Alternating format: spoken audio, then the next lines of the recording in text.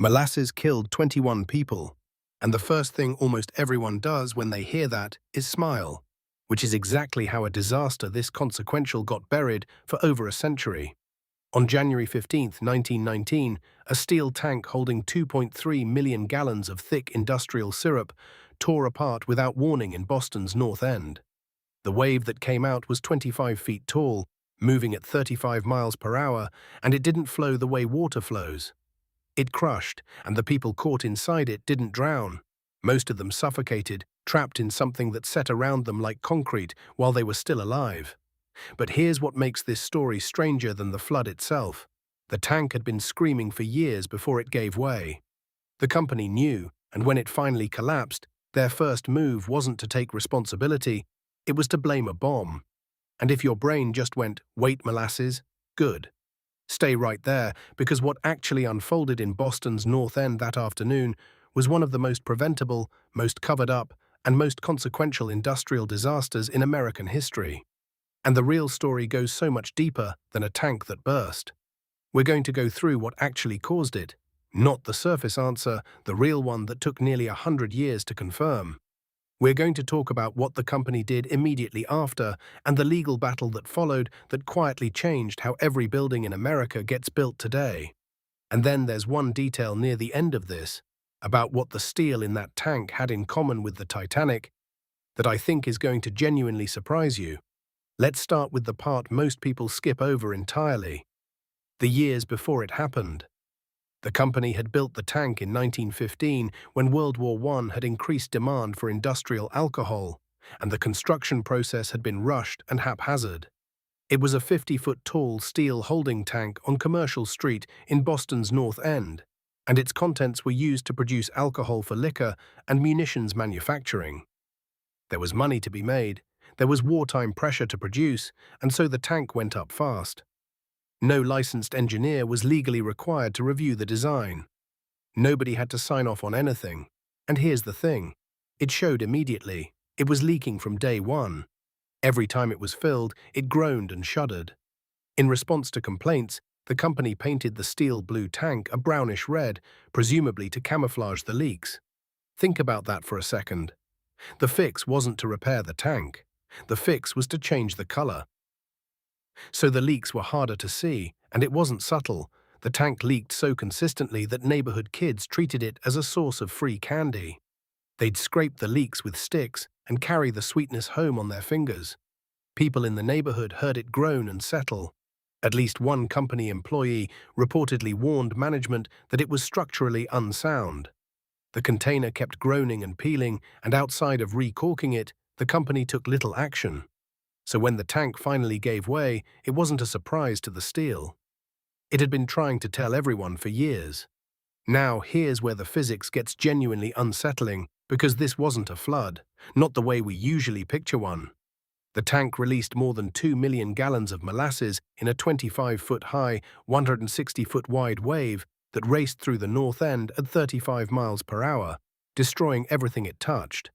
Molasses is roughly 1.5 times denser than water, so this wave didn't flow, it crushed. It moved more like a landslide than a liquid, and at 35 miles per hour, there was no outrunning it. Soldiers recently returned from the Great War said the sound of the rivets shooting out of the framework was like the sound of gunfire. And then the wave hit. The force was so strong, it wiped out one of the girders supporting the Boston Elevated Railway. It physically shoved the Engine 31 firehouse off its foundation while firefighters were inside on their lunch break. A parked truck was lifted and thrown into the harbor. After spreading out, the liquid settled to a depth of 2 or 3 feet right across the North End. And that's where it got truly deadly. Because as the initial wave slowed, the molasses thickened. It didn't drain. It set. And anyone caught in it, anyone who hadn't been killed by the impact, was now trapped in something that behaved more like concrete than liquid. One young survivor had his throat so clogged with the smothering goo he couldn't even answer when he heard his mother calling his name. Most of the deaths weren't from blunt trauma, they were from suffocation. The syrup-filled airways, and attempts to wipe it away often just pushed it deeper. Rescue came quickly from anyone who could help, including Red Cross nurses and sailors from a nearby ship, wading directly into the molasses to search for survivors. Some people were trapped for hours. Others weren't recovered for days. Over 300 workers converged on the scene in the days after to remove wreckage and debris, and firefighters used brooms, saws, and saltwater pumps to strip away the last of the syrupy residue. Even then, the sweet scent of molasses still hung over the North End for several weeks, and the waters of Boston Harbor remained stained brown until the summer. For many years after, North End residents said they could still smell molasses on hot summer days. Now remember that detail I mentioned at the start, the one about what the company did right after this happened? Here it is.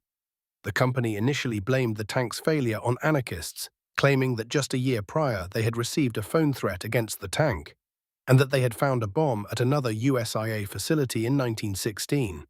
And this wasn't a completely absurd claim to make in 1919.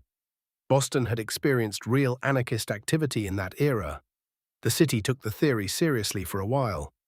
But it was also extremely convenient, because if a bomb caused this, the company owes nothing.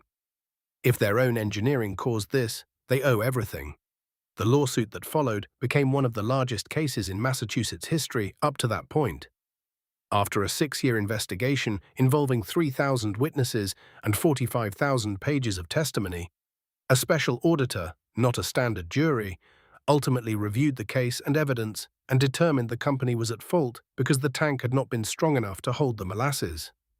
USIA paid flood victims and their families $688,000 in damages, the equivalent of around $8 million today.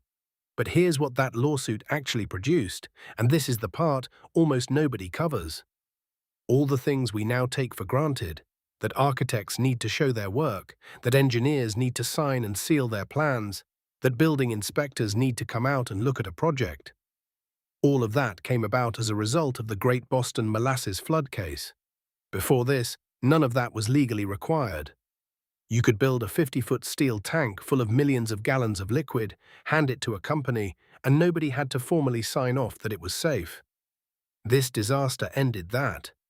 Every building you've ever been inside, every bridge you've driven across, every structure that has a licensed engineer's name on the plans, that standard exists, in part, because of what happened on Commercial Street on January 15, 1919. And now, the part I promised you at the beginning.